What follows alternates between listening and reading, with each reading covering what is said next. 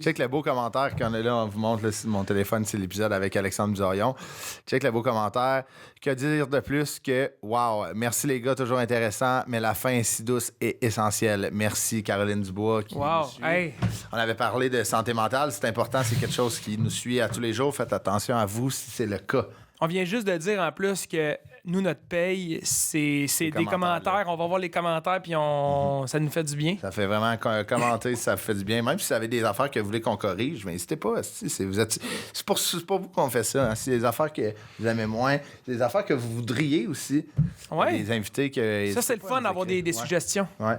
Fait que merci à vous et merci d'être là, mon lieu, encore. Hey, ça fait plaisir. Moi, regarde, j'aime pas ça de dire ça, là, mais c'est dans mes coups de cœur, cet épisode-là. Ouais. Honnêtement, là. Ouais, je vais te dire que c'est une de mes épisodes préférés aussi, pour plein de raisons. Tu sais, on connaît l'athlète, on connaît le commentateur, mais là, d'être allé, c'était un peu deep, puis c'est vraiment le king des anecdotes. On a reçu des humoristes qui c'est des bons narrateurs. Personne qui accote ça. Tabarnak. Hey, Pat Côté, le champion UFC, combattant UFC, auteur, propriétaire d'un gym, commentateur. Philanthrope. Il doit donner à des commentateurs. Ben oui. C'est ceux qui donnent.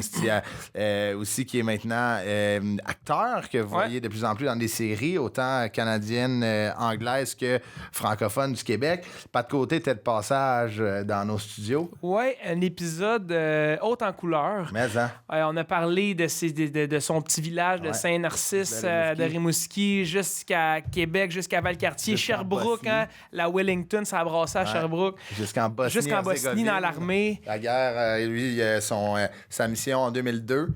Il a tout lâché pour aller se battre dans l'UFC. Il se rebattre, mais ailleurs. Au lieu de se battre sur le terrain, il se battre dans un octogone. Vous allez voir. Moi, ce que j'aime d'apporter ton CV, c'est qu'on soit du monde asti qui sont bons. Ils sont bons. C'est du monde bon dans tout ce qu'ils ont fait, passionné, discipliné, complètement genre intéressant, puis Pat est au top de ça. C'est un épisode extraordinaire, puis on va vous envoyer sur l'épisode. Oui. Suivez-nous sur les plateformes, on parle de YouTube, Patreon. On a bien du contenu là-dessus aussi, fait que soyez là, puis écrivez dans les commentaires. On aime ça justement, avoir une communauté engagée, avoir des gens qui sont là à poser des questions, à s'impliquer. C'est vraiment, vraiment le fun, fait que continuez à le faire. Puis juste avant de vous quitter, on voulait vous souhaiter un joyeux temps des fêtes, un excellent temps des fêtes, des parties retour à la normale avec toute votre famille. Prenez le temps de leur dire que vous les aimez. Puis, désolé, bon temps des fêtes. Puis là, on est le 21 décembre. Il est un peu tard encore pour aller au magasin acheter des cadeaux. Moi, j'ai une tournée. Puis on a des tickets à vendre. Fait que, c'est un super bon cadeau en passant. Dernière minute. Moi, je vous invite à acheter des billets de ma tournée ou de la tournée à ou les deux, ça, mettons, là, pas trop cher. T'achètes 2 billets de chaque, là, puis c'est pas bien cher. Tout dépend de vos moyens, ou vous choisissez un des deux, mais ça se fit bien dans des bonnes Noël ou en dessous de l'arbre ou dans l'arbre. Il y a du monde qui met les cadeaux dans l'arbre. Ou rien qu'un email. Transfère les emails. Encore plus simple. Même pas obligé de papier, c'est bon pour l'environnement. Tu dis 24, je t'ai donné ton cadeau. C'est lequel? Check tes emails. Ouais, exact. Des spams. Là, c'est encore un prince qui veut 30 000. Mais ludovic.ca, christophe-dupéré.com. Toi, t'as le .com, chanceux. Moi, j'ai le .com. Puis j'étais content que ça soit pas pris. Christophe Dupéré. Moi, il y a quelqu'un qui t'avait volé le nom. Quelqu'un qui a acheté tous les domaines avec mon nom. Pour vrai, sans joke. Il m'en donne rançon puis tout. Ah ouais, tu l'as-tu donné? Oui. Ah ouais? Mais non, on a pris ludovic.ca, sinon on aurait pris ludovicbourgeois.com. Le fils à Sylvain Gossett. Mais je suis content, moi. .net. Je suis content d'avoir ludovic.ca. C'est short. Juste, tu sais, c'est comme Ludovic, tu sais de qui tu parles. C'est comme Céline, tu sais, non? Mais c'est pas Céline.ca.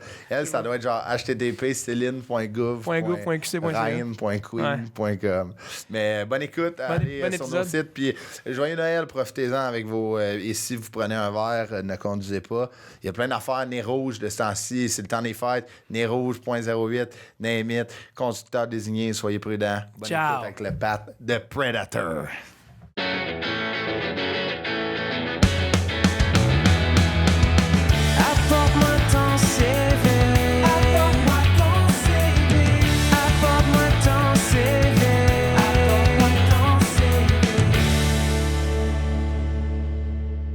Hey, là, on est rendu avec des drinks d'athlètes. Ben oui. Pour moi, il y a quelqu'un qui veut nous envoyer aux Olympiques. As-tu vu? Tu te souviens-tu de comment Pat nous a décrit ça? Je me souviens plus d'un mot, ça finit tout en trétine. Non, mais non, moi non plus, je m'en souviens pas, mais je sais que c'est vraiment bon. Ouais, c'est vraiment bon. Parle-nous de ça, Pat Côté, notre invité. Yes. Salut, Pat. Là, c'est quoi ça? Ça vient de ton centre XPN qui est à Saint-Bruno. À Saint-Bruno, Saint-Hubert, là, mais juste à côté du promenade Saint-Bruno, c'est l'agglomération de Saint-Hubert. Centre XPN, qui est sur le bord des promenades, on vend c'est vous autres que vous faites ça, là? C'est la compagnie XPN. OK, XPN, je comprends. On est le centre XPN, mais on a tous les produits d'XPN au centre, que ce soit la protéine ou whatever, toutes les vitamines. On a aussi ce drink-là, qui est un drink énergétique, qui est sans sucre. Fait que je vous ai amené ça. C'est très bon. C'est vraiment bon, pour vrai. C'est sans sucre, puis sans sucre, tu disais que c'est bon pour, tu sais, mettons, des fois, il y a ces drinks-là, puis on va faire notre capsule Martin Carly, génial, là. Mais des fois, il y a des boissons avec du sucre, ça, c'est pas bon pour... Ça se peut que tu sens que ça palpite. C'est sûr que, tu sais, je veux dire, plus qu'il y a du sucre, moins c'est bon, là, évidemment, là. Mais, tu sais, ce genre de produits-là vont aller vraiment donner de l'énergie à la bonne place. OK. Je n'irai pas dans les termes scientifiques, parce qu'on va avoir un podcast... Comment? Ouais, ça se fait. On va le faire en 32 minutes. Moi, ma benché ça, vrai. Mais Pat Côté, merci d'être là. Pour vrai, Pat, ton CV de vie, de carrière athlétique, de carrière militaire, je pense que t'es un de nos invités qui a le plus gros pedigree que j'ai. Ouais, ça n'a pas de bon sens. Mais moi, il y a quelque chose... J'ai accroché sur quelque chose aussi. T'es né un 29 février? Yes! Ouais. Vous l'avez même pas remarqué. Non, mais ça, c'est vraiment... T'as 8 ans, genre. J'ai 10 ans et demi. Okay. Mais tu fêtes ça quand, juste pour le fun? Écoute, toute la semaine. Quand il n'y en a pas toute la semaine, c'est ça. Quand il y en a, la journée, mais ça a tout été une espèce de... Exactement. Aux 4 ans, on a tout un party. Puis écoute, c'est ça. Puis, tu sais, une chose qui est drôle là-dedans, c'est que mon gars s'appelle Auguste. Puis on savait pas comment l'appeler au début. Puis on checkait un film maintenant, puis il a dit Auguste. Puis on dit OK, ça me semble c'est cool. Puis là, j'ai commencé à faire les recherches là-dessus. Puis le Saint-Auguste, il fête ça le 29 février. Je dis, regarde, tout est dans tout. Tout est dans tout, exact. Mais t'es vraiment notre plus jeune invité jusqu'à date. T'es vraiment notre 10 ans et demi. Excusez, j'ai accroché là-dessus. Moi aussi, j'avais pas vu. C'est malade, j'allais le nommer sans flasher. Je pensais que t'avais fait une erreur. 29 février. Mais ça, tu sais, j'imagine plus jeune, ça devait te gosser quand même. Pas vraiment, non, pas vraiment. Moi, ça m'aurait gossé. Pour vrai, pourquoi? Mais je sais pas, j'ai pas de fête. Non, mais t'as une fête pareille, ouais, mais au 4 ans. Ouais, je comprends. Non, c'est ça. Tu vieillis pareil, c'est ça qui le 28, c'est ton range. Le 29, une fois 4 ans, c'est ta journée. On devrait ça quand j'étais petit, par exemple, c'était le fun parce que quand t'allais manger au restaurant, la journée de ta fête, c'était gratuit. On y allait les 2 journées parce qu'ils ne pouvaient pas savoir c'était quand ma fête. Ouais, c'est vrai. Colin, c'est bright. Mais ça devrait être férié en ton honneur, le 29, aux 4 ans, la fête de Saint-Auguste va de côté. Mais tu viens de Rimouski, de Sainte-Narcisse de Rimouski, un petit village. Ça, c'est un petit village. Pas dans les métropoles. Oh non, tu s'en vas à Rimouski, tu tournes à droite d'un rang, un coup que t'es perdu, continue. Ça se peut que t'arrives dans mon village. Tu vas passer 3 villages avant. Sainte-Blandine, Sainte-Anne-Atlet, je pense, puis un autre. Puis là, t'arrives dans mon village. Qui est figé dans le temps, qui est tout ce que le meilleur monde sur la terre, honnêtement. Personne ne barre le porte là-bas. Personne ne barre le porte là-bas. Tu sais, puis... Tu sais, j'ai tout le temps dit ça à un moment donné, tu sais, j'ai eu quand même des grosses victoires dans ma carrière. J'ai eu des gros moments dans ma carrière aussi, que ce soit télévisuel ou sportive. Puis je me suis dit, cette année, je deviens la tête enflée, je vais retourner là-bas pour je vais me remettre les 2 pieds sur terre. Tu sais, c'est une place qui est figée dans le temps. Puis tu sais, pour les plus vieux comme moi qui connaissent c'est quoi le temps d'une paix, on dirait que c'est là que ça a été tourné. Ça fait très Léo aussi, la série de Fabien Cloutier. Tu sais, c'est un petit village que le monde se parle, puis il n'y a rien d'impressionnant. Regarde, je ne sais même pas s'il y a 1000 personnes, honnêtement. Il y a une grosse église en plein milieu du village. Avant, il y avait un magasin général. Tu sais, un magasin général ça encore, là, ça n'existe plus. Là. Puis c'est ça, il y a 5-6 rues. Puis depuis quelques années, ils ont commencé à grossir. On fait des parcs, des choses comme ça, mais ça a été longtemps. Les taxes, à un moment donné, il faut que ça rentre avec 800 personnes. C'est ça. Faire un parc, c'est aux 50 ans. On revient d'une tournée en Gaspésie, puis là, si tu me parles de magasin général, puis tout, on est peut-être arrêté dans dans ton village, là, on passait par là. Mais il y a une affaire dans mon village qui est ultra populaire. Ça s'appelle les Portes de l'Enfer. Les Portes de l'Enfer, c'est une zone naturelle. Là. Okay. Puis après ça, les Portes de l'Enfer, parce qu'il y a trois rivières qui vont se déverser à la même place, puis ça fait une chute. Puis on appelle ça les Portes de l'Enfer. C'est connu à travers le Québec. Dans un... J'appelle ça dans un trou, mais sans manquer de respect, parce que c'est perdu. Mais c'est dans mon village à Saint-Narcisse. C'est l'attrait. Ça se peut-tu qu'il y en ait une aussi dans le parc pour aller au Saguenay, les Portes de l'Enfer? Je sais pas. Faudrait nos auditeurs. La seule vraie, c'est chez nous. C'est l'attrait touristique. Fuck le Saguenay. Mais tu sais, un enfant unique, mère monoparentale, un petit gars, tu dois être la fierté de cette Narcisse, par exemple. Là, honnêtement, il n'y a pas grand monde qui sont sortis de là, c'est sûr. Mais tu sais, c'est sûr que quand je retourne là-bas... Ça fait du bien. Ça fait du bien, puis... Tu sais, je suis pas le gars qui passe à la télé, je suis pas le gars qui a eu un grand sportif, tu sais, je suis le gars de Saint-Narcisse, je suis le petit gars du village. Ça fait du bien. Puis j'arrive là-bas, puis c'est sûr, ils sont fiers, puis c'est sûr que quand je me battais, ils se réunissaient tous au centre communautaire pour regarder le combat. Même pas de cage au sport, là, c'est pas la télé, on restait dans le village, dans le village. Puis c'est ça, puis regarde, quand je retourne là-bas, puis... C'est la même chose. T'sais, le monde sont pareils. Puis, je vais tout m'en souvenir. À un moment donné, il y a 4-5 ans, quand mon oncle était encore en vie. Puis mon oncle et ma tante, c'est comme les rois puis la reine du village. Fait que tout le monde, c'est comme le centre de réunion. Tout le monde va là. Tout le monde. Puis mon oncle, lui, il répare tout. T'sais, là-bas, ils peuvent faire un avion avec un moteur de tondeuse. Honnêtement, la mécanique, c'est un autre niveau, mais ils n'ont pas étudié là-dedans, mais ils connaissent tout. Ils savent tout. Ils s'arrangent. Ils s'arrangent. Puis à un moment donné, on est en train de dîner, puis il y a quelqu'un qui rentre dans la maison.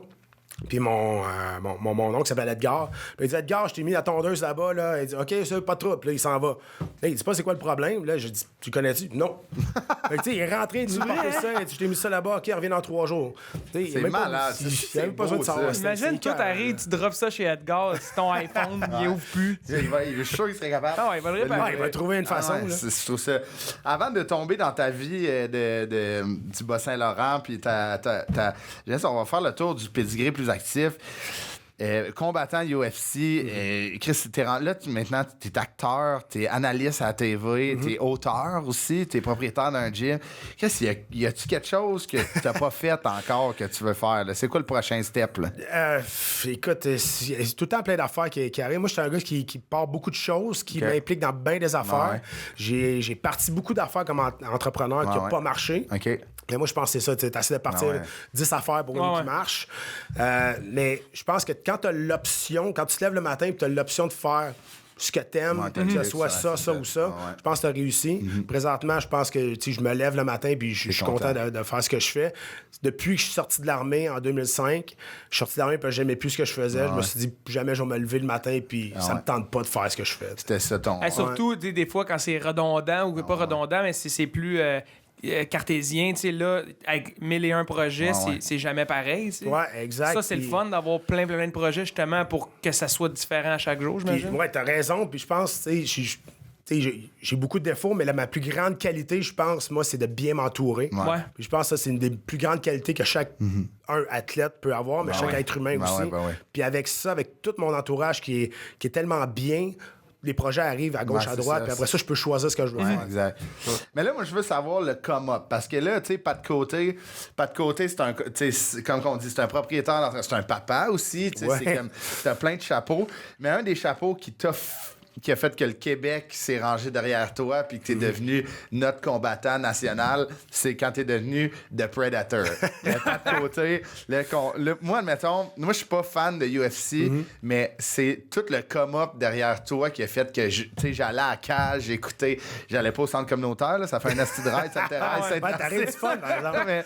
mais genre, tu sais, ce come-up-là, comment qu'un petit gars de Saint-Narcisse peut se rendre au plus gros stage de UFC mondial, international? Quand est-ce que t'as fait, c'est ça que je veux faire, je suis bon là-dedans? Parce que t'as eu ta ceinture noire en jiu-jitsu brésilien, ça doit être une des premières étapes pour se rendre là. Non, je l'ai eu après que j'ai été dans l'UFC.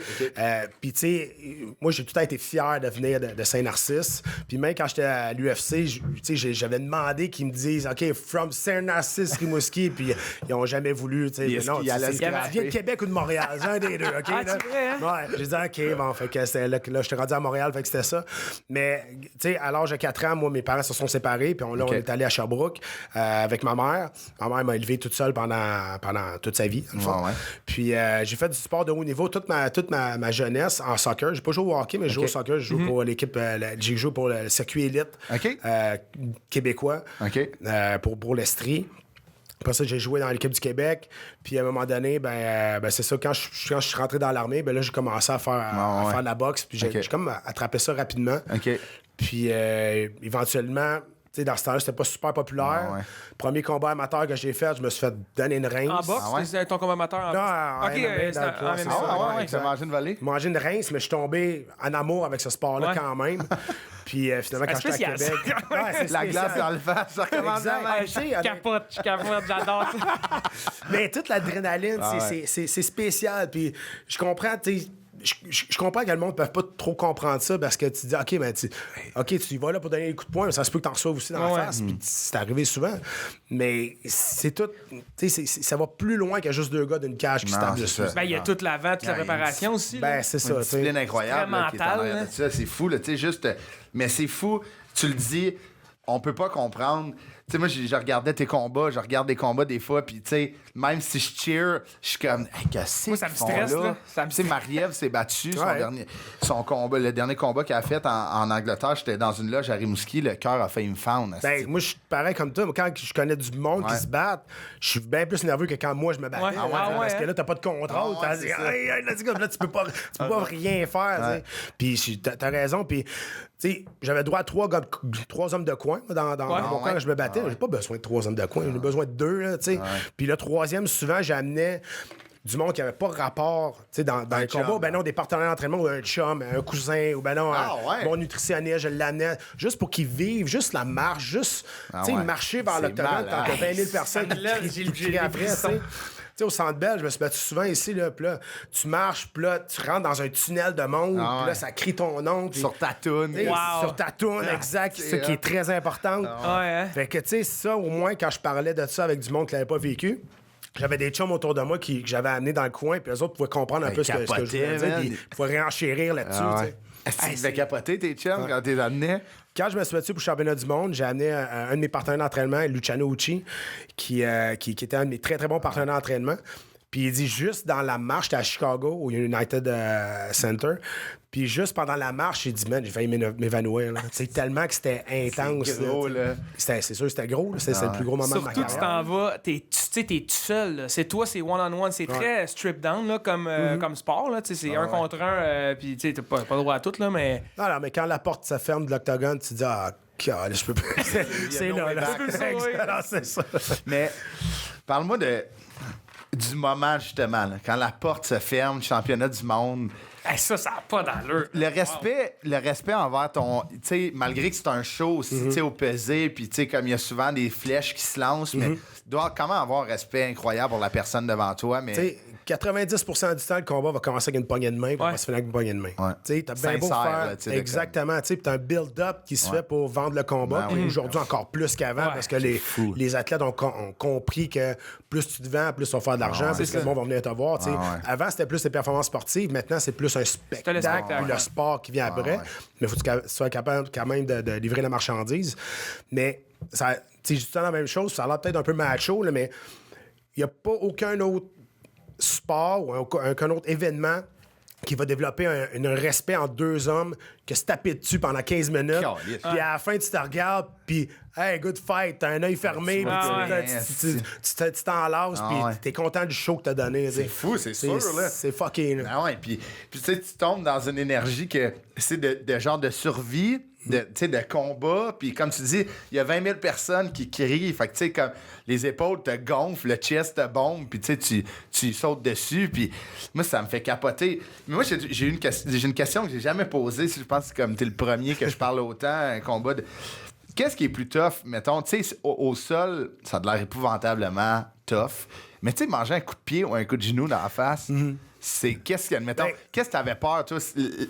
Quand il t'a amené au sol, c'était-tu comme un tabarnak, là, je suis pas bien? Pendant des années, ça a été ça, parce que c'est plus ça ma faiblesse au début, parce que moi, je viens du milieu de la boxe, j'étais plus un striker, puis j'aimais ça rester debout, puis je savais que j'avais... Moi, j'imagine dans mon sport, c'est une qualité, là, mais j'avais une bonne capacité d'encaisser les coups.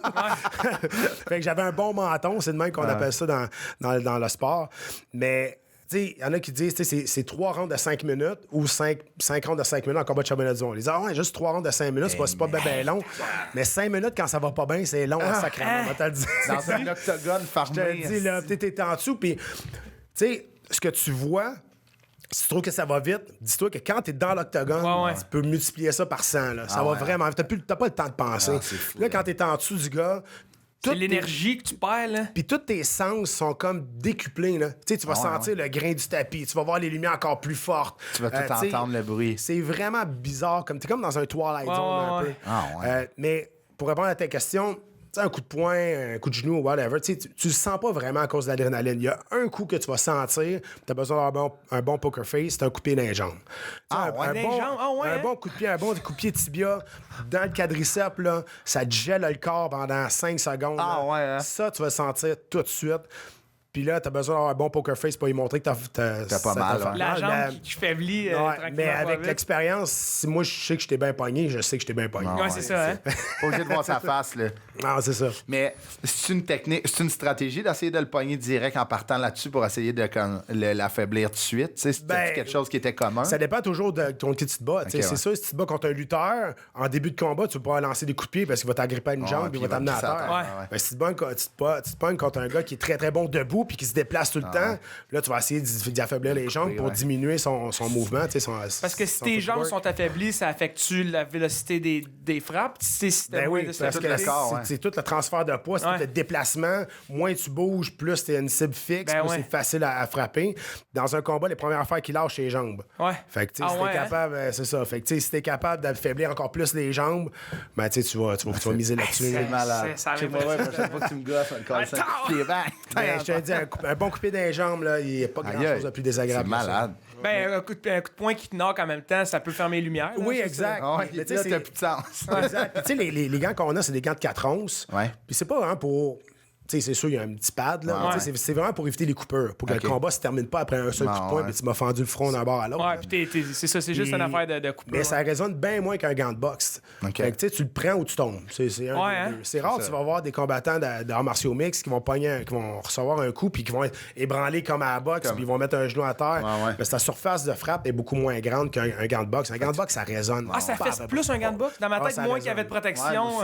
Non, la surface de frappe est plus grande. Oui, j'avoue, hein. Un gant de boxe, ça résonne. Ça cogne. Ça résonne en maudit, je te le dis. Ça te tente pareil, hein? C'est sûr que dit de même, je suis pas un bon vendeur pour mon sport. J'avais écouté, quand j'écoutais le combat de Marie-Ève, je me souviens, on mangeait dans là, j'avais faim. Tu sais, genre, ça fait... Tu vois le monde se taper sa gueule, t'es comme, qu'est-ce qu'ils font? C'est ça, tu peux pas avoir peur d'avoir mal quand tu t'en vas. Quand tu rentres dans l'octogone. T'es là. Non, c'est ça. Ben, c'est ça. T'as pas le choix. Puis si tu le fais pas, l'autre va le faire. Fait que tu te dis, OK, let's go. Puis là, avec toute cette carrière-là, tu sais, comme incroyable, puis là, tu t'es retiré. C'est au sommet de ton art, des victoires, des championnats du monde, c'est malade. Puis là, que tu vois un gars comme Olivier Aubin-Mercier, la semaine passée, qui devient champion du monde, le Canadian Gangster, ça va être quand même cool de dire... Ultimement, t'as tapé, tapé la trail pour d'autres garçons. Puis Olivier, je le connais super bien, puis je l'ai coaché à l'UFC dans l'émission de The Ultimate Fighter. Canada contre Australie. Puis il faisait partie de l'équipe Canada que moi, j'entraînais. Puis Olivier, j'ai toujours dit qu'il était un super athlète. Honnêtement, il n'a pas eu une grande carrière à l'UFC. Il a eu quelques malchances. Mais tu sais, tu vois le mental d'un athlète aussi quand il est capable de se relever. Puis c'est exactement ça qui est arrivé. Là, il est allé à PFL. Là, tout le monde dit c'est quoi ça, PFL? On s'en fout, il vient de gagner 1 million. On s'en torche. Là, tu sais, c'est ça, à un moment donné, oui, l'UFC, ces 3 lettres-là sont ultra puissantes, ultra monnayables quand tu as de l'entre-gens pour les monnayer à l'extérieur de l'octogone. Tu sais, moi, j'ai fait bien plus d'argent en utilisant ces 3 lettres-là à l'extérieur de l'octogone. Ouais, c'est ça, exact. J'ai fait quand même des bonnes bourses, mais quand tu dis que tu as un UFC, c'est le meilleur exemple. Tu vas dire, OK, Olivier Aubin-Mercier, il est champion du monde de PFL. Ah, OK, c'est le fun pour lui. Mais tu vas dire que tu te bats sur le premier combat de la carte de l'UFC, où il n'y a pas un chat dans les estrades. Tu dis, man, t'es un UFC fighter, bon, fait que c'est la puissance de ces 3 lettres-là que tu peux aller. C'est le prestige de la ligue, là. Ouais, exact. Mais c'est comme tu dis, ça enlève rien aux autres. Non, c'est ça. C'est un combat millionnaire qu'ils viennent de faire. C'est comme tu dis, tu joues au hockey dans NHL ou dans KHL. Ils font les mêmes payes quasiment. Il y en a qui sont. C'est ça. Puis il y a des gars qui sont aussi bons, mais qui ont décidé de retourner dans leur pays parce que c'est ça qu'ils veulent. Puis... Moi, je suis sur le Burnix, ça, c'est. Moi, je te vois, là, tantôt, on va se battre. Rien de chugger. Mais si, c'est bon. Là, retournons dans le pas de côté avant qu'ils deviennent The Predator puis le combattant de UFC. Comme tu dis, dans un petit village, tu étais là à l'école au primaire. Un gars, quand même, tu dérangeais un peu, là. Ben, je dérangeais parce que j'étais quand même assez bon à l'école, moi. OK. Tu sais, la facilité, primaire, secondaire. Ça a chier. Mais primaire, secondaire, tu sais, moi, je suis quelqu'un qui est logique. Tu sais, je dis ça la même chose. Je suis pas le plus brillant, mais je suis très logique. Fait que j'ai tout le temps été capable de m'en sortir parmi les meilleurs. Jusqu'à temps que tu me demandes d'étudier et de donner un... L'algèbre. Non, mais donner un devoir dans 2 semaines. Tu me laisses à moi-même, c'est sûr que ça n'arrivera pas. Fait que, mais c'est pour ça que j'étais un peu plus dérangeant. Il y en a qui me demandaient aussi, j'ai-tu fait ce sport-là parce que je me battais à l'école. Je me suis battu 3 fois à l'école, je me suis fait rincer les 3 fois. Fait que, tu sais, c'est pas parce que j'aimais me battre. Souvent, je me battais pour protéger les autres.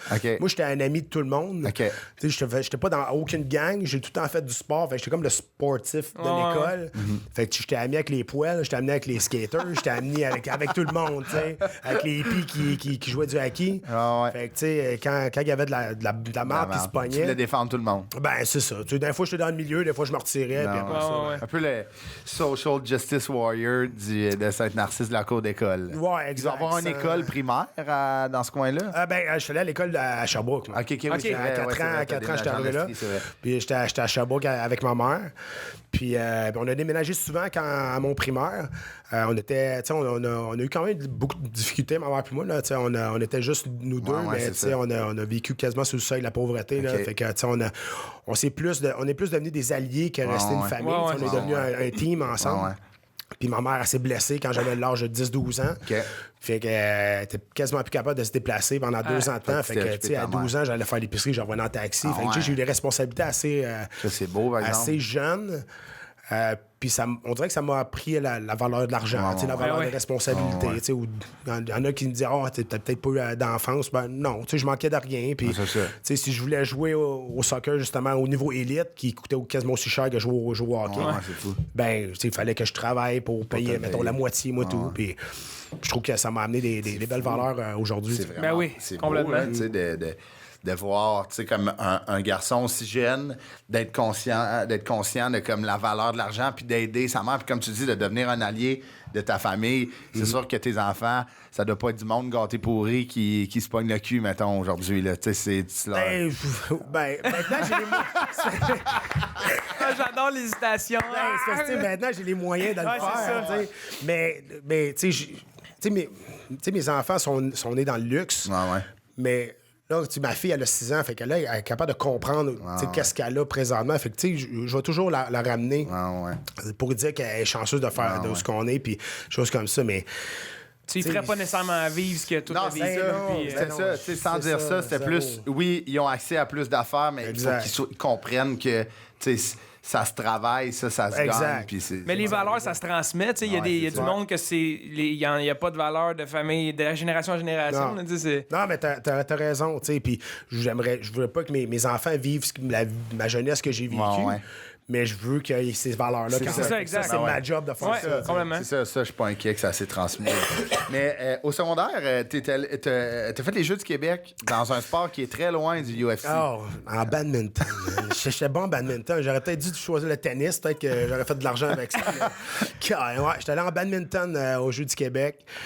Écoute, j'ai tout fait les sports qui existent. Intrascolaire, j'ai joué au soccer, intrascolaire, au volleyball, j'ai joué au badminton. Badminton, je sais pas, j'étais j'étais bon là-dedans. C'est ça, le Jeu du Québec, c'est un bon stage. Là, oui, mais c'est ça. J'avais fini premier en Estrie, fait qu'on était représenté l'Estrie au badminton. Puis ma question est peut-être niaiseuse, mais c'était-tu les raquettes de l'école, genre, ou tu magasines? On pouvait prendre les raquettes de l'école. Non, je sais, mais tu sais, c'est le genre d'affaire que t'achètes pas, une raquette de badminton. Dans le code en plastique, en papier mâché. T'as raison. Mais, tu sais, où ce qu'on était rendu, nous autres... Vous aviez vos raquettes. On avait nos raquettes. On avait notre sac à raquettes. Yonex. Yonex, exactement. Les moineaux blancs. Ouais, Black Knight, puis Yonex. Je te confirme, moi, j'ai travaillé dans un magasin de vente de sport. On ne nommera pas, mais mettons que c'est des experts. Okay. Puis j'étais pas un très bon vendeur. Puis je le dirais pas, c'est Boxing Day, tu sais, ça se fait rosser, là, les magasins. Là. Moi, ils m'ont mis dans le badminton. Mes 2 clients en 8 heures. Une journée de congé. J'ai compris le message. C'est tu vas te mettre dans la merde. Mais c'est vraiment le fun. C'est top, là. C'est cardio au bout, là. Oui, puis regarde, je sais pas comment je peux défendre le badminton présentement. Après, mais tu sais, ça a été une expérience de vie encore une fois. Mais tu sais, on s'est fait rosser. L'Estrie, on pensait qu'on était bon. On était pas si bon que ça. Quand on est arrivé au Lac-Saint-Louis, puis Québec, puis Montréal, on s'est fait démolir. Après ce succès au badminton au secondaire, tu étais allé au cégep en informatique. Oui. Ça n'a pas été... c'est pas ce que écoute, moi, comme je te dis, j'étais super bon à l'école. J'avais une moyenne de 90 à peu près parce que, tu sais, au secondaire, j'avais pas besoin vraiment d'étudier. T'écoutes, t'es logique, puis ça marche. Tu réponds. Mais là, quand je suis arrivé, puis je savais pas trop quoi faire, tu sais, dans la vie, honnêtement. Fait que je me suis dit, je vais m'inscrire en informatique au cégep de Sherbrooke en 99. Fait que je me suis dit, tu sais, d'après moi, peut-être l'informatique, ça va être bon dans le futur. T'aurais dû investir. Non, mais c'est ça. Acheter les actions d'Apple. Fait que finalement, je rentre en informatique. Puis là, le premier cours, j'arrive. Puis là, il commence à nous parler de ça. Puis là, il dit, OK, fait que vous avez ça à faire. Fait qu'on s'en va dans 2 semaines. Là, tout le monde s'en va. Là, tu me laisses à moi-même pendant 2 semaines. Là, déjà là, ça marchait pas. C'est la liberté, le cégep. Ben, c'est ça. Premières expériences de liberté. Ben oui. Puis là finalement, tu t'aperçois qu'il y a plein d'affaires qui est accessibles. Là, puis là, tu découvres les parties aussi. Tu découvres des affaires comme ça. Fait que j'ai fait une session. Puis après ça, je commençais à travailler dans les bars, puis à sortir. C'était pas pour toi. Non, c'était pas pour moi. Là, t'étais à Sherbrooke encore. J'étais encore à Sherbrooke, ouais, exactement. C'est le pas Payville pour travailler dans les bars aussi, Sherbrooke. Je te dirais, dans mon temps, oui. Dans mon temps, c'était assez rock'n'roll. Mais dans ma tête, c'est encore super party. C'est vraiment élevé encore. Ben ouais, mais c'est beaucoup moins. Il y en a beaucoup moins. Il y a beaucoup moins de bars. La Wellington, quand moi je travaillais à Wellington, c'était plein la nuit. C'était le paradis, mais en même temps, c'était l'enfer. C'est ça, c'est la genre de strip de Vegas, mais de exact, c'était quelque chose. Mais parlons-en de tes jobs. Tu as commencé assez tôt, comme tu disais, tantôt, suite à une blessure de ta mère, tu as voulu pallier à la maison. Premier job, Publisac. Un classique, ça. Un classique. Asti. Je sais pas, 22 cents de l'heure. Ben, c'est quasiment ça. Mais c'est pas la paye qui fait chier là-dedans. C'est que ça vient tout séparément, ces estis d'affaires-là. Qu'est-ce que tu veux dire? Le Publisac n'arrive pas monté. Non. Toutes les circulaires arrivent séparés. Fait que là, il faut t'y mettre tout en ordre. Après ça, tu as un scoop. Là, tu fais un sac. Moi non plus, je savais pas. Tu fais un sac. Fait qu'avant de passer, il faut tout t'y mettre dans un sac. T'es payé au sac, genre, ou t'étais payé à l'heure? T'es payé par maison. Quand tu montes les sacs, t'es bénévole. T'es payé par run de maison. Mettons, t'as 300 portes, t'es payé par 300 portes. Fait que si t'es une rue qu'il y a une maison qui a toutes les affaires de Canadian Tire, tu sais, ça veut dire que c'est mal suivi. C'est clair. Non, oublie ça. Puis sais-tu quoi le pire? C'est que à toutes les semaines, on recevait des plaintes. Des plaintes, il y a du monde qui n'avait pas reçu leur Publisac, ou ben non, qui manquait un circulaire. Là, tu sais, même, j'étais pas vieux, j'étais en secondaire 1 ou 2 ou quoi, non. Et puis, même à cet âge-là, c'est. Non, tu me niaises, le monde, il se plaigne parce qu'ils ont pas reçu le Publisac. Non, je savais pas ça. On a un scoop site, c'est le Publisac, j'en viens pas. Après, tu t'es tanné. Ouais. Peinturer des galeries. Exact. Je m'étais parti une petite compagnie, peinturer des galeries, lavage de vitres aussi. OK. Puis, petite compagnie, on s'entend que je n'étais pas enregistré. T'as payé cash. Pas de numéro d'un véhicule. Non, c'est ça.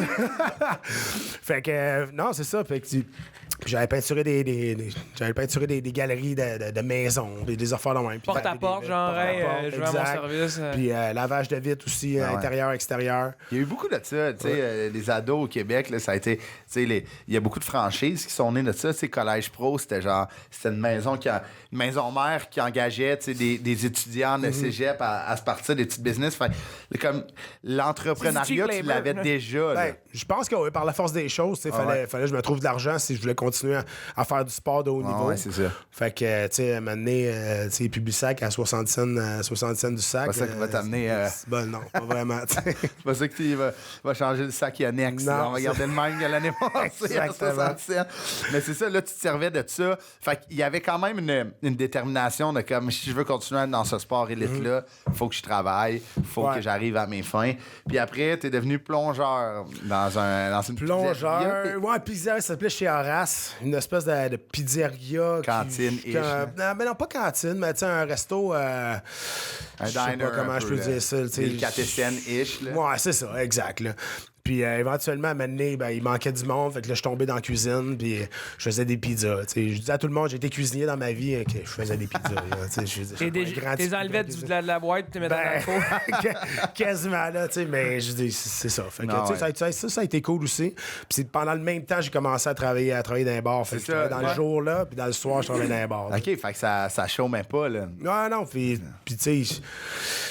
Moi, je travaillais dans un bar, je travaillais dans un bar à Sherbrooke au Well Pub pendant 3 ans de temps. J'ai pas fait une scène là, mais qu'est-ce qu'on a eu du fun. T'as pas fait une scène là? Ben non, parce que t'as dépensé à mesure. Je pense qu'on va en parler tantôt. Vous allez comprendre pourquoi j'ai pas fait une scène là.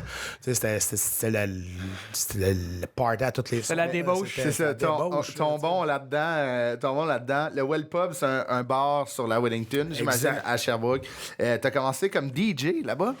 J'ai commencé, ça c'est une histoire qui est comme restée en running gag avec mes chums. Quand j'ai commencé à travailler comme DJ au Well Pub, c'était la grosse époque où il y avait eu les premiers films de Star Wars qui étaient sortis. OK. Puis moi, je suis pas un grand fan de Star Wars, mais tu sais, il y avait les Jedi là-dedans. Ouais. Puis là, je sais, à partir de là, je vous le dis, vous allez me juger. Fait que je me suis dit, mon nom de DJ, ça va être DJ Die. Non. Yes! Ça m'a resté encore aujourd'hui. Il y a du monde qui me niaise avec ça. DJ Die. Je sais pas, je vais me marier, mais je me marie. Peux-tu revenir une soirée, DJ? Un comeback. Écoute, je spinais pas grandisse là-bas. C'était avec des CD, puis la playlist, c'était tout le temps la même. J'étais plus un amuseur de foule. Je prenais le micro, j'inventais des fêtes, j'inventais des demandes spéciales. Un night, je t'entends pas. Exact. Puis tu sais, c'était comme un Irish pub, mais avec de la musique techno, des affaires là même. Ah ouais. Puis à tous les soirs, c'était le bordel. C'est une ville étudiante à Sherbrooke.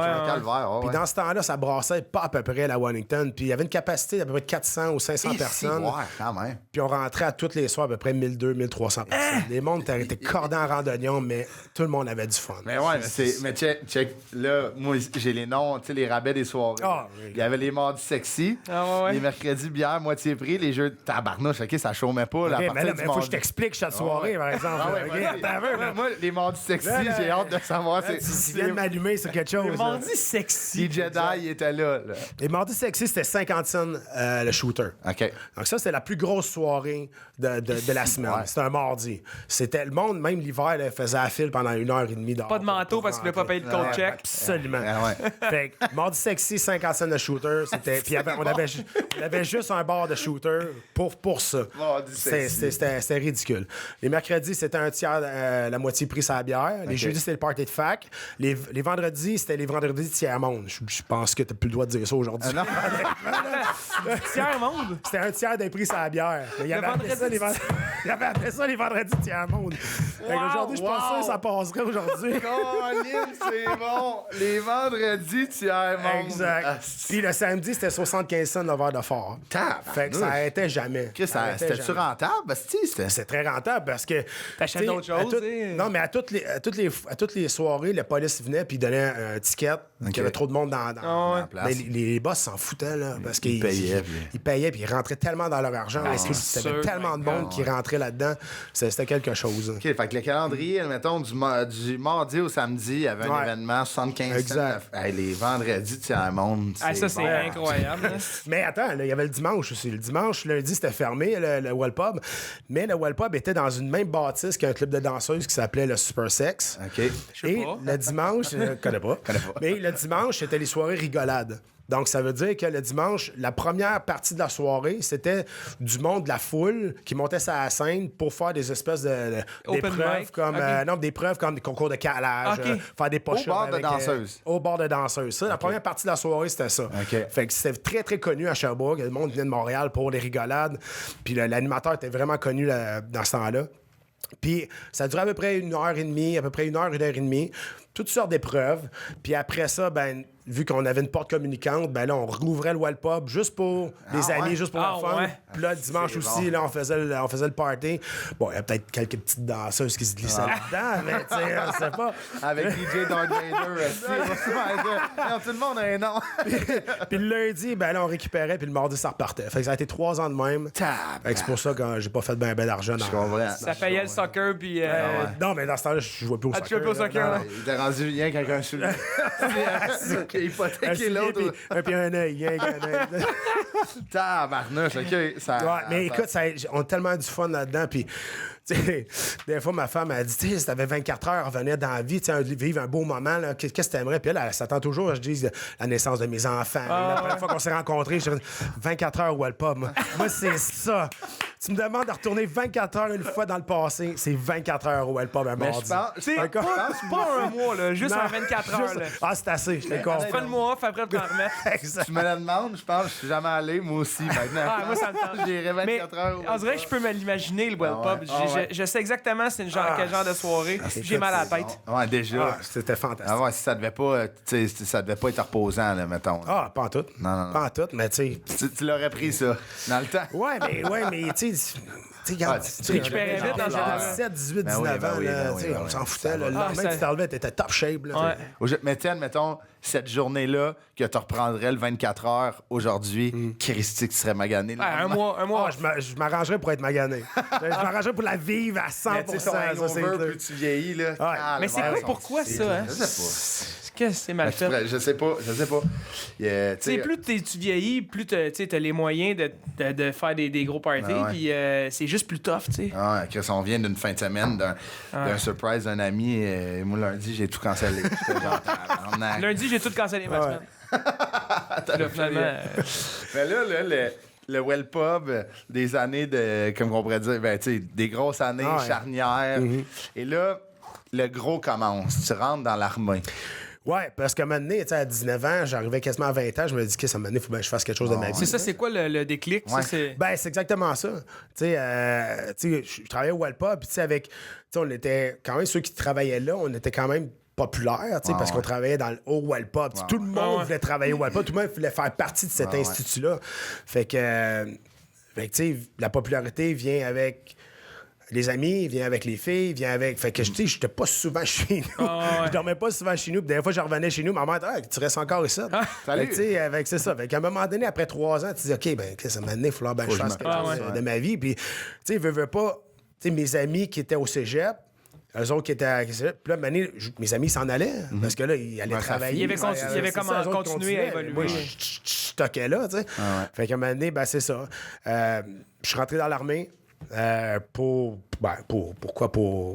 Je sais pas s'il y a vraiment une raison. Trouver un purpose. Exactement. Je voulais quelque chose qui bouge.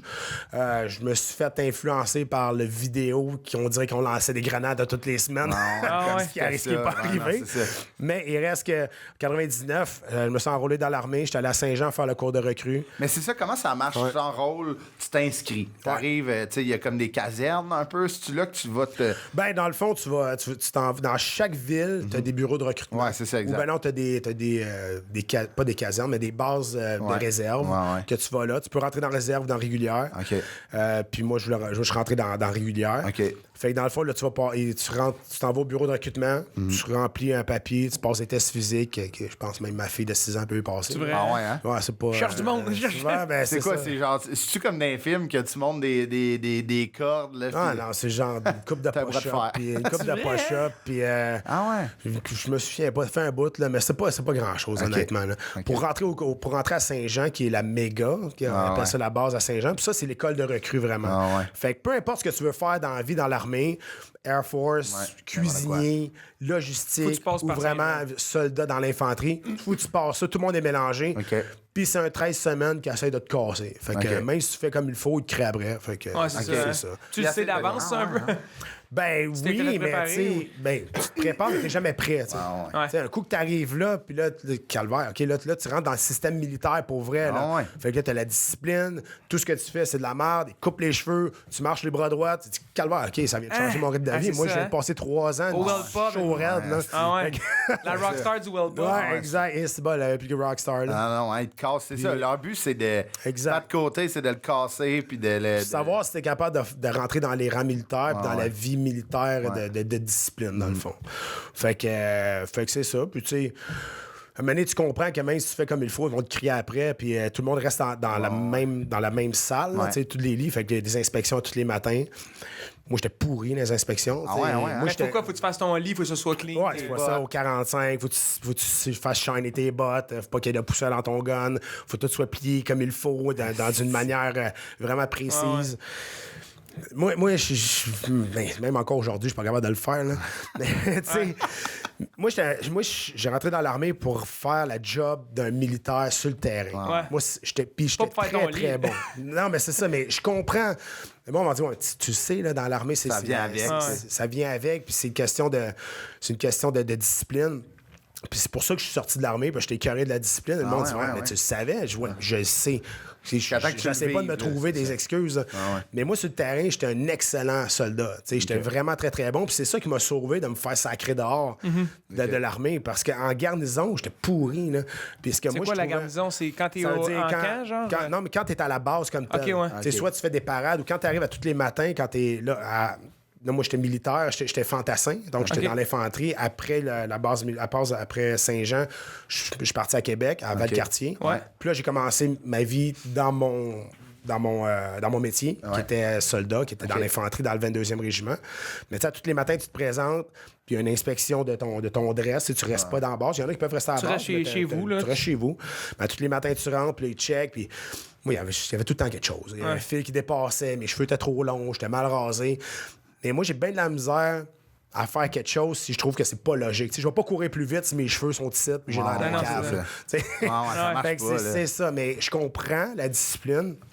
Mais quand ils me mettaient sur le terrain, j'étais un des meilleurs soldats parce que c'était ça que je voulais faire. Puis si j'étais bon sur le terrain. Fait que ça m'a sauvé pour vrai. Mais parlons-en de ça. Beaucoup de questions. C'est quelque chose qu'on on connaît l'armée, mais on connaît pas le day-to-day d'un soldat. Quand t'es à Valcartier, ta job, quand tu punches, Chine, mettons, c'est quoi?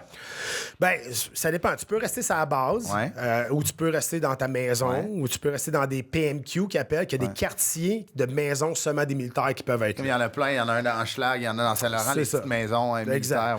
Fait que tu rentres le matin... souvent en linge de gym parce que tu t'en vas faire un PT, donc physical training à tous les matins, donc tu vas courir à tous les matins. Tu sais pas combien de temps, tu sais pas si ça va être la fun, ça va être sûrement désagréable. Dans des côtes de parce que t'as été brossé à Grande Allée la veille. Quand tu arrives le matin, puis tout le monde est un peu de même, puis là le sergent dit OK, bon, on part pour 12 km à matin. Oh my God! T'es en souliers, genre, ou tu cours avec tes bottes? Non, le matin, c'est en kit de gym. Oui, exact. Puis après le physical training du matin, ben là, tout le monde va changer, tu prends ta douche, puis après ça, ben là, t'as l'inspection du matin, check ton BRA, check ton dress, puis après ça, la journée part. Fait que dépendamment, t'es peut-être sur un cours de mitrailleur, t'es peut-être sur un cours de chauffeur de tank ou de quoi de même. Si t'es sur aucun cours, là, t'attends des instructions. Des fois, tu vas passer une journée au complet dans la cantine à regarder la télé.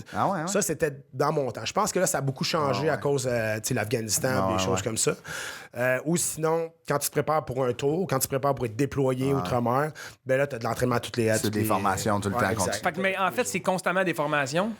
Ouais, exact. Ouais, c'est ça que j'allais dire. Parce que la job, surtout en infanterie, c'est quand tu te fais déporter, quand tu t'en vas sur le terrain. Fait que le reste du temps, si, si tu rentres à la base, tu te fais former sur quelque chose. C'est ça. Puis tu peux appliquer sur différents cours, des cours de sniper, des cours de parachutiste, tu peux appliquer sur des cours de mitrailleur ou des choses comme ça. Mais si tu t'appliques sur rien, t'es dans ben, à un moment donné, ils vont comme t'obliger un peu. Là. Ouais, c'est ça. Parce qu'il faut que tu serves à quelque chose dans le peloton aussi. Ouais. Je veux dire, parce que dans un bataillon, tu as des compagnies. Ouais. Puis d'habitude, tu as 3 ou 4 compagnies. Puis dans chaque compagnie, tu as 3 pelotons. OK. Donc ça fait du monde quand même. Puis chaque peloton, tu as 9 soldats plus un sergent qui va s'occuper de ces 9-là. Okay. Fait que ça fait quand même du monde. Fait que dans ces 9-là, s'il y en a un qui sert à rien, mais ça fait pas de sens parce que, si tu t'en vas sur le terrain. Faut que tout le monde ait une tâche. Puis faut que tu aies confiance au gars en arrière qui va être capable de te backer. Ouais, c'est ça. S'il n'a pas été formé pendant 2 ans. Puis chaque personne dans le peloton a une tâche. Il y en a qui vont être mitrailleurs, il y en a un autre qui va être chauffeur de tank, ou chauffeur de VBL, qui est un transporteur de troupes. Il y en a un autre qui va être spécialisé sur l'orientation des enfants. Ouais, c'est ça, les maps. Puis, mais là, c'est ça. Là, tu t'es formé. Puis en 2002, tu pars en Bosnie. Ouais. Là, admettons, quand t'es parti, tu te souviens du mois de la journée, j'imagine? Je me souviens pas du mois. Je me souviens que j'avais 22 ans. Là. Fait que je savais pas trop à quoi Ça, c'était ta première fois que tu te faisais déporter? Ouais, exact. Puis là, tu t'en vas. Puis le feeling de te faire dire, OK, Pat, tu pars dans 6 mois, mettons, sais-tu... Tu le réalises pas tant que t'es pas dans l'autobus pour aller à l'aéroport, là, honnêtement. Là, tu te formes, puis... Ouais. Puis, it is what it is. Et puis, pendant ma formation, c'est arrivé les tours. À New York. À New York. Fait que là, ça a comme mis un stress de plus pendant la formation avant d'être déployé. C'est sûr, on s'en allait pas en Afghanistan, mais on s'en allait en Bosnie. Fait que ça, tu sais, ça a mis une coche de plus aussi. Ça rend ça réel pas mal. Ben, ça rend ça réel. Mais... Tu sais, c'est comme un peu abstrait tant que t'es pas vraiment dans l'autobus, t'en allais dans le boss, comment tu te sens? Ben, dans le boss, tu te dis, OK, là, c'est là. Je m'en vais pour vrai, là. Puis je m'en vais sur le terrain de guerre, même si, tu sais, la guerre en Bosnie, c'était plus autour de entre 92 et 95, mettons. Là, ça brassait vraiment. Après ça, l'armée a fait un peu les choses à l'envers. Là. Quand ça brassait, ils envoyaient les casques bleus. Quand c'était plus tranquille, ils nous envoyaient nous autres des bérets verts avec la baïonnette dans les dents. Puis on était let's go. Puis il se passait pas grand-chose. Mais quand on était arrivé là-bas, il y avait quelques poches de résistance, mais c'était quand même assez tranquille. Pour là. On se promenait. On était là plus pour aider la population à se rebâtir. Puis les désarmer, le monde. Il y a du monde qui nous donnait des vieux détonateurs, des vieilles grenades, des choses comme ça. Puis là-bas, il y a plein de... au Canada, on est bon pour ça, là. Désarmer des explosifs. Puis, l'équipe de démineurs. C'est reconnu dans le monde. Oui, exact. Puis là-bas, en Bosnie, en 2002, c'est que quand il y a eu la guerre, tout le monde, on sacré des mines partout. Il ne faut pas trop tu t'en ailles des routes. Ouais. Mais, ça peut sauter, c'est ça. Oui, c'est ça. Puis là-bas, il y a du monde qui reste là. Mais, tu sais, le monde, c'est souvent des agriculteurs. Il y a beaucoup de moutons, des affaires de même. Fait qu'eux autres, pour déminer leur terrain, là, ce qu'ils font, ils envoient le troupeau de moutons. Fait qu'à un moment donné, tu regardes ça de loin, il y en avait une là. Là, le mouton vient de sauter. Le mouton vient de sauter. Mais le thrill, là, mettons, puis je sais pas, c'est une question, je sais pas si c'est comparable, là, puis tu confirmeras ou non, là. Mais, tu sais, quand tu as été déporté, tu es rentré en Bosnie, la première journée là, qui t'envoie dans ton équipe de 9 plus le sergent, faire un recon, te promener, le thrill... Chris, c'est fou, là. Justement, il y a de la mine partout. Puis, tu sais, il y a peut-être une poche de résistance, comme tu dis, qui peut décider d'attaquer. Le thrill de ça, puis embarquer d'un octogone, fermer la porte, es-tu... Tu sais, les deux, t'es face au danger-ish. Ouais. Tu sais... C'est complètement différent. C'est différent. C'est plus. Tu sais, là, tu sais que tu t'en vas sur le terrain, il y a des chances que tu te fasses. Tu crèves. Là, c'est pas dans 5 minutes, ça sonne. Là, c'est ça. Il n'y a pas un arbitre qui est là pour arrêter si tu es inconscient. Là. Si t'es coupé dans la face, c'est fini. Non, c'est ça. Mais c'est sûr, tu es dépaysé complètement. Tu arrives en Bosnie, ça a l'air de rien. Ça a l'air de l'Acadie quasiment. Là. C'est flat au bout. C'est flat. C'est éparpillé. À un moment donné, je me souviens, on roulait dans une montagne à un moment donné, puis une demi-heure, il n'y avait rien. Puis à un moment donné, on arrive d'une maison. Il y a des enfants, là, il y a du monde. comment t'as fait pour arriver ici? Il n'y a rien autour, une demi-heure dans. Fait que là, on arrive, puis les autres, leur char n'a pas marché depuis quasiment 3 mois, 4 mois, parce qu'ils n'ont pas de gaz. Fait que nous autres, on leur ramenait du gaz, t'es super content. Hein? Mais là, tu te dis, calvaire, comment t'as fait pour te ramasser ça, tu sais? Fait que c'est des paysans, puis tu vois que, ce monde-là, c'est pas facile. Je sais pas si ça va finir à un moment donné. Ben, la guerre va. C'est quand même fini, mais les Bosniaques et les Serbes, ils saillissent depuis toujours. Mais aujourd'hui, ils savent plus pourquoi. Parce que, c'est l'autre génération. C'est l'autre génération qui se sont fait élever de même. Parce que mon grand-père, c'était un Serbe, s'est fait tuer par un Bosniaque en temps de la guerre. Fait qu'on les haït à cause de ça. Puis est-ce que c'était seulement en Bosnie? T'en es pas du côté de la Serbie, c'était seulement en Bosnie. Ouais. Bosnie-Herzégovine. Ouais, exact. Ce pays-là. Mais. fait que là, toi, t'es resté 2 ans, 2 ans en Bosnie. Non, je suis resté 7 mois. Ouais, 7 mois, pareil. Sans revenir au Canada? Ouais, ben l'affaire, c'est ça. C'est que tu passes tes 3 premiers mois là-bas, puis pendant ces 3 premiers mois-là, tu as un 4-5 jours de congé que tu peux aller où ce que tu veux, qui est quand même assez proche. Ouais. Fait que là, nous autres, le premier coup, on est allé à Vienne, en Autriche. Comme en vacances, genre? Ouais, exact. Okay. 4 jours. C'est payé par l'armée, puis... Ben non. Tu es payé là-bas, puis là, quand tu veux partir, ben tu demandes de l'argent, puis check. Parce que quand tu es déployé, tu as une prime de danger, tu as une prime d'éloignement aussi. Fait qu'ils donnent l'argent que tu veux, puis après ça, ils te laissent lousse pendant 4 jours, ce qui est pas tout le temps une bonne idée, affaire, là, tu sais. Ça doit brosser, là. Ben, c'est ça. Puis, tu sais, Vienne, moi, je m'attendais pas à grand-chose. C'est le fun. Ouais. Ça se rappelait. La Wellington. C'est ça. C'est vraiment c'est le fun, pour vrai. Puis après ça, après les 3 mois, tu as le choix de. T'as des vacances pendant 3 semaines. Fait que tu as le choix de partir où ce que tu veux ou de revenir à la maison. OK. Fait que si tu vas partir où ce que tu veux, eux autres, ils te payent le billet d'avion. Ouais. Fait que, mais moi, je suis revenu à la maison, ben, j'avais une copine dans ce temps-là. Puis t'as 22 ans, t'as 22, 23, là. Ouais, exact.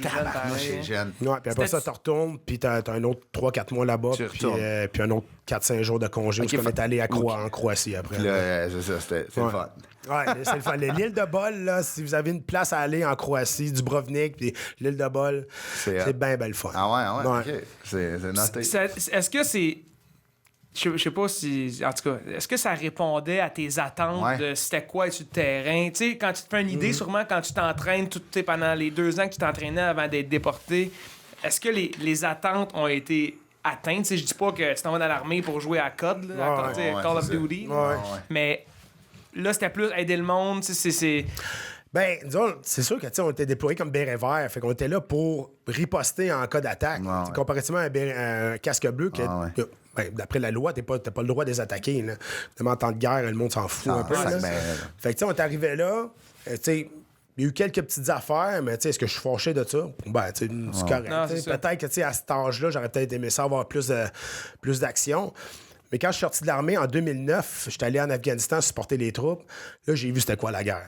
Et là, j'étais arrivé en Afghanistan, j'ai dit, calme, dans un film américain, c'est la même affaire. Ça pète, là. Ça pète, puis tu sais...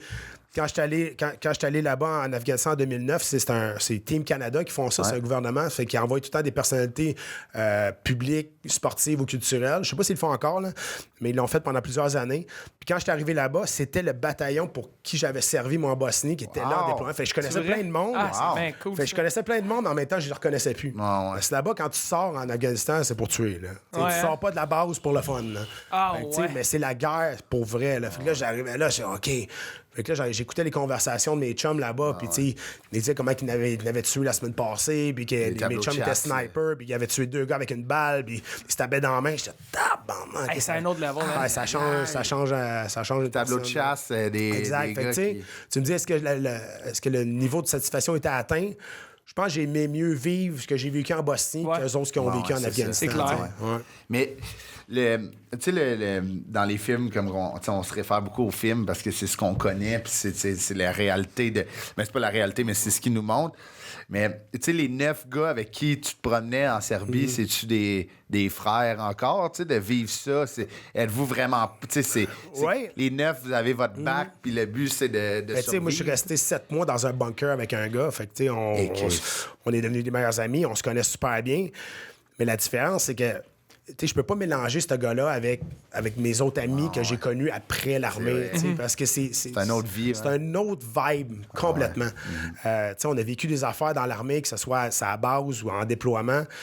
il y a des affaires que personne d'autre va pouvoir comprendre. On a vécu 6 mois dans un bunker. Là. Sa vie, je la connais par cœur. Puis il connaissait la mienne aussi. Là. Mais on est restés super proches. Mais de toute cette gang-là, il y en a peut-être 3-4 que je parle encore aujourd'hui puis qu'on se voit de temps en temps. Mais c'est pas la même chose. Je peux pas tout le temps les mélanger, ce monde-là, avec du monde, des civils. T'sais. C'est fou comment c'est une bulle de réalité complètement différente. Ça reste des humains comme nous trois, mais c'est des personnes, après qui s'en vont, mettons en Afghanistan, où tu disais ça pétait. Ces personnes-là sont marquées à vie de tout ce qu'ils ont vu, ce qu'ils ont fait. Mais tu sais, ultimement, dans un topic de travail, c'est protéger, servir, puis... c'est malade. Ah non, puis, tu sais, toutefois, quand je suis arrivé là-bas en Afghanistan, je leur demandais, j'ai dit, vous êtes pas nerveux quand vous sortez? Ils disent, regarde, ils m'ont été nerveux les 3 premières semaines. Après ça, tu y vas, tu reviens, t'es content parce que tu peux pas vivre avec ce stress-là tout le temps. Tu dormiras pas pendant eux autres, c'est 9 mois en plus. Tu vas être bien moins vigilant si t'es tout stressé tout le temps. C'est ça. Puis, tu sais, je veux dire, les talibans, là-bas, soldats contre soldats sont pourris, là. Mais ils peuvent faire des mines avec n'importe quoi, là, des mines anti-char. Puis, les VBL que je disais tantôt, que moi, je conduisais, ça pèse quelque chose comme 20 tonnes, là. Ils sont capables de faire blower ça, puis faire un flip. Faire un flip, tu sais. Fait que, tu sais, quand tu sors, tu dis, we'll see. C'est fucké, hein? C'est malade. Puis c'est fou comment, tu sais, ça me fait capoter tout le temps. Moi, quand je parle, tu sais, j'en ai... Tu sais, après des shows, des fois, il y en a qui restent, on jase, puis sont militaires, puis ils disent, je retourne, tu sais, t'es comme...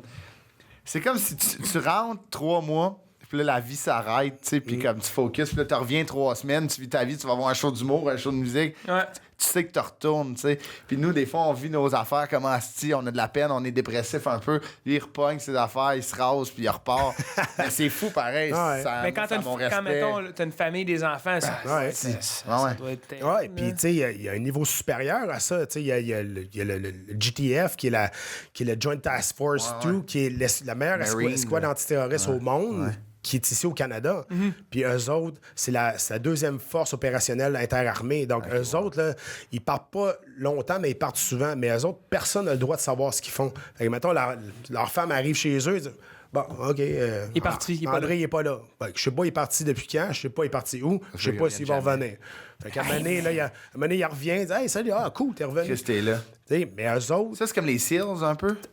Une coche plus haut. Ouais? Ouais. Tu sais, t'as les SEALs, t'as les Marines, qu'on connaît que c'est des soldats d'élite, puis le GTF, qu'on connaît pas eux autres, parce que c'est ça leur but de rester secret le plus possible. Depuis quelques années, ils sont un peu plus de l'avant-plan. Je savais même pas si tu vois, c'est la première fois que j'entends ça. Mais le GTF, qui est la meilleure escouade antiterroriste au monde, eux autres sont déployés. Ça, c'est canadien? C'est l'armée canadienne? Oui, exact.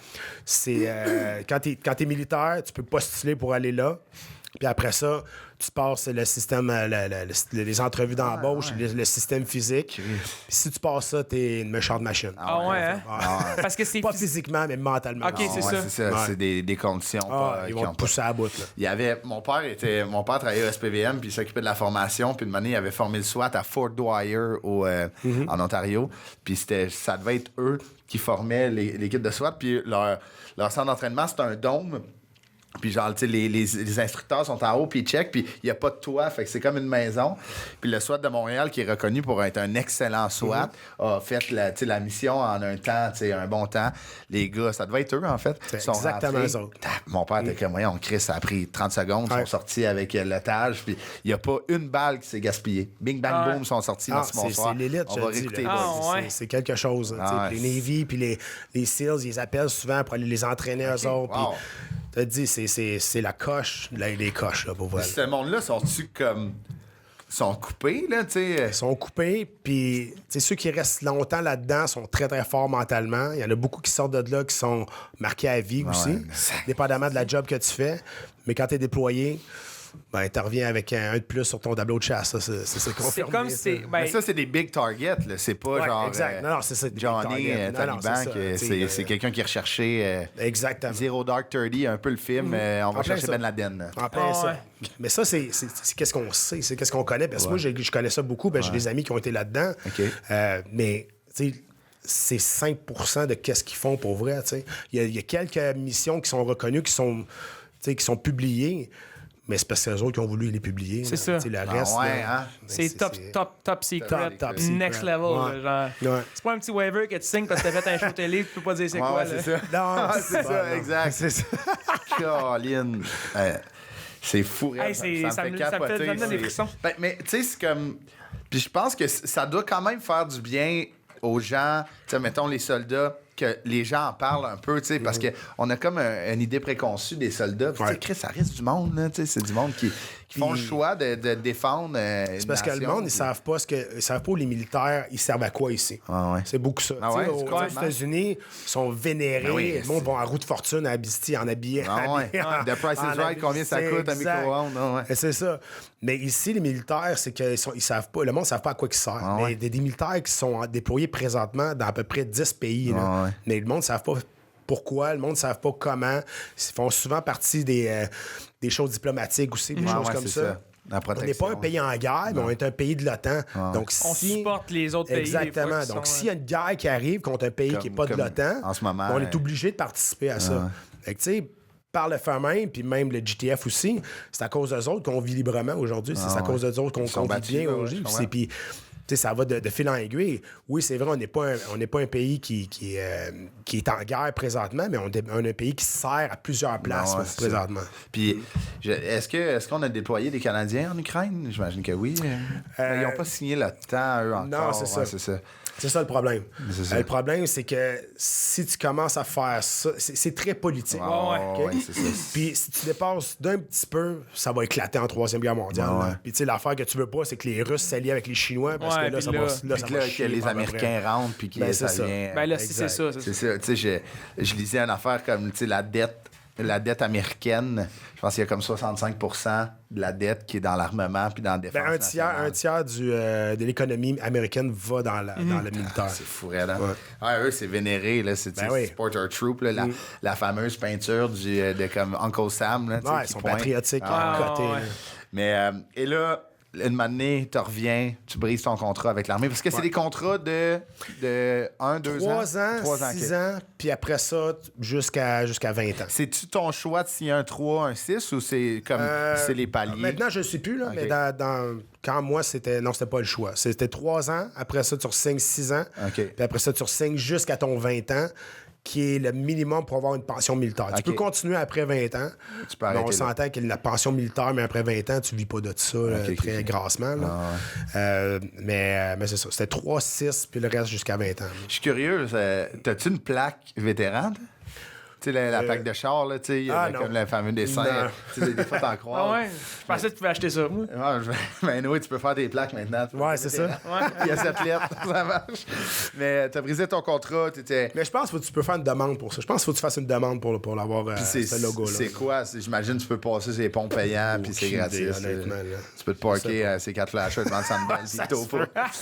S'il y a ça, on va aller faire 3 mois. S'il y a ça, on va aller faire 3 mois en Serbie, on va me parker n'importe où. Mais tu brises ton contrat comment? Tu dis... toi, t'étais dans ton 3 ans? Dans mon 6 ans. Ah, t'étais dans ton 6 ans. Puis j'avais déjà commencé à faire des combats. J'avais déjà commencé à faire des combats professionnels quand j'étais dans l'armée. Ça allait super bien. Je suis devenu champion canadien. Puis là, en 2004, je reçois, après 5 combats, j'étais 5-0, j'avais knocké mes 4 premiers. Puis là, tu sais, dans ce temps-là, faut dire aussi, c'était pas très populaire. C'était très underground. C'était très underground. Puis le pourcentage. C'est-tu le TKO? Le TKO, puis c'est UCC, TKO après, exact. Puis, tu sais, le pourcentage de réussite d'un Canadien français dans une compagnie américaine comme le UFC était très, très bas. Hein? Puis il y avait déjà David Loiseau, le premier Québécois, qui s'est battu à l'UFC. Puis Georges puis moi, on est rentrés dans la même année. Mais moi, j'étais dans l'armée. Puis au début, tu sais, vu que c'était pas très populaire, vu que c'était très risqué, j'avais demandé 1 an congé sans solde à l'armée pour essayer de faire carrière là-dedans. Puis ils n'ont pas voulu. Fait que dans le fond, j'ai dit OK, fuck it. T'sais, moi, j'aimais plus ce que faisait là. Puis j'ai commencé à décrocher pas mal. Puis je commençais à pogner beaucoup de charges aussi. Parce que déjà, j'étais pas bon en garnison. Là, je m'en crissais encore plus. Fait que c'est ça. Fait que dans le fond, j'ai brisé mon contrat. Puis je sais même pas si ça se fait encore aujourd'hui, là, mais la pénalité, c'était il allait me donner la pension que j'avais accumulée, qui était pas grand-chose, on s'entend, mais imposable. OK. Fait que c'était ça la pénalité. Ce que j'avais ramassé dans ce temps-là, c'était pas grand-chose.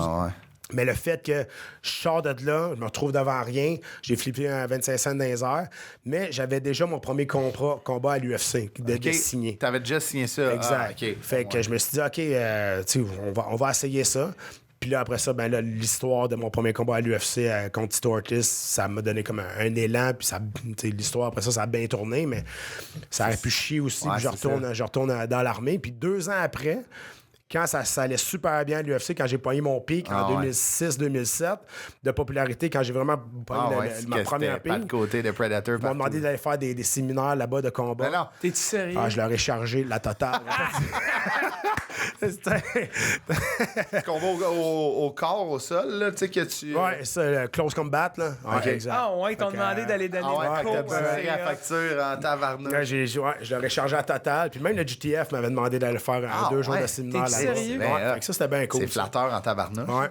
Puis les gars, les boys de l'armée, quand t'es revenu, ils devaient être contents en tabarnouche de voir leur ancien... ben oui, puis tu sais, depuis le début, même quand j'étais dans l'armée, tout le monde s'est déplacé pour venir me voir. C'était vraiment cool parce que tu formes une fratrie quand même avec ces gars-là. Tu es là tous les jours. Band of Brothers comme la série puis le film. Là. Puis c'est hot que tu sois là dans la foule quand tu te bats d'une cage. Mais il y a de quoi de beau là-dedans. Puis je trouve ça malade qui t'ait rappelé. C'est un peu hypocrite de faire non, on veut pas que tu partes un an sans sol pour essayer de gagner ta vie, mais là, quand t'es au top de ton art... quand tu regardes ça, il faut que tu fasses la part des choses aussi. C'était pas populaire. C'est comme... Mais non, qu'est-ce que tu fais là? C'est sûr que ça marchera pas. C'est ça. Puis il y avait 98% des chances que ça marche pas non plus. C'était à toi de prouver le contraire. C'est ça. C'est battu, puis ça marche. C'est incroyable. T'aimes-tu ça, l'adrénaline? Ouais, tu peux. Mais moi, là, ce que j'ai peur le plus dans la vie, c'est la mort, pour vrai. Là. Moi, je pense que je suis le premier qui mourra pas. Là. Le premier qui est allé sur la Lune, le premier qui a battu le cancer. Moi, je pense vraiment que je suis le premier qui mourra pas. Là. T'as peur de la mort? Parce que tu vieillis tranquillement, une fois aux 4 ans. Non, mais ça a tout le temps été de même. mais ça m'a jamais empêché de faire rien. J'ai fait du parachute, du bungee, ça m'empêche pas de rien faire. J'étais à la guerre. mais c'est ça. Mais oui, l'adrénaline, j'ai besoin de ça. Je pense que c'est pour ça que je suis tellement... Ça a l'air éparpillé, tout ce que je fais, mais dans ma tête, c'est assez rangé. T'sais. C'est drôle que tu dis, j'ai fait bien des affaires, parachute, bungee, puis là, t'allais oublier la guerre. Moi, je recommencerais. T'as fait la guerre, puis t'as fait quelques passe-temps après. Tu sais, t'as fait la guerre, tu t'es battu dans des octogones avec du monde qui voulait te choquer. Puis j'ai déjà fait du parachute, j'ai fait de la randonnée au Mont-Saint-Hilaire. Mais pas de côté, merci tellement. C'est malade. Si j'aurais pris 3 heures encore, j'aurais pris 3 heures d'histoire d'armée, d'histoire de UFC. Tu reviendras. On fera un épisode exclusif. Armée UFC pour vrai, Pat. On peut te voir à RDS, analyste UFC, MMA. Ça fait 14 ans qu'on fait ça, Jean-Paul puis moi. T'as vieux couple, on s'est jamais chicané encore. T'as 14 ans dans le bunker d'RDS. 14 ans de voix officielle de l'UFC. Nous, on est engagé par la compagnie américaine. Par l'UFC. Fait que, tu sais, maintenant, on était à TVA Sport, là, on est à RDS, on suit la job. C'est pas le diffuseur, c'est... Non, c'est ça. T'es notre Rogan. Tu veux ça. Ben oui, c'est ça. Tu veux ça. Tu veux être sur le système médiatique américain. Tu veux ça. T'es comme Rogan, mais Je suis francophone. le French Joe Rogan. C'est vrai, ben oui. Tu l'as rencontré, Joe Rogan? Oui, plusieurs fois, exact. Mais tu sais, je vous souhaite de vendre votre podcast à Spotify à 200 millions. Comme ça s'en vient. Il y avait dit 200$, mais là, on a fait 2 minutes. Il y a 0 de trop, mais ça, c'était 20. Mais c'est ça. Puis là, aussi ton livre qui est en librairie partout. Dans l'Octogone, qui est une encyclopédie sur le sport. Puis je partage aussi des moments qui se sont passés backstage aussi, sur justement le respect des combattants. Qu'est-ce qui est arrivé? Un de mes plus beaux souvenirs en carrière, quand je me suis battu contre Chris Lieben, puis j'ai perdu le combat d'une manière de décision partagée, super serrée. Tiré par les cheveux. Puis il est venu dans le vestiaire après, puis on s'est assis un juste à côté de l'autre sans rien dire pendant 20 minutes, puis après ça, il est parti. C'est écœurant. Puis ça, c'est mon plus beau souvenir en carrière, honnêtement. Puis, puis ça explique c'est quoi les rudiments du sport aussi. Puis c'est pas un livre pour t'aimes ce sport-là. Honnêtement, je m'en torche un peu que t'aimes ce sport-là ou pas, mais au moins que t'aies un respect pour le monde qui te pratique. Ça, pour moi, c'est important. Mais c'est fou raide que ton plus beau moment, c'était dans une défaite, puis que ton adversaire est venu s'asseoir à côté de toi. Ça dit tout.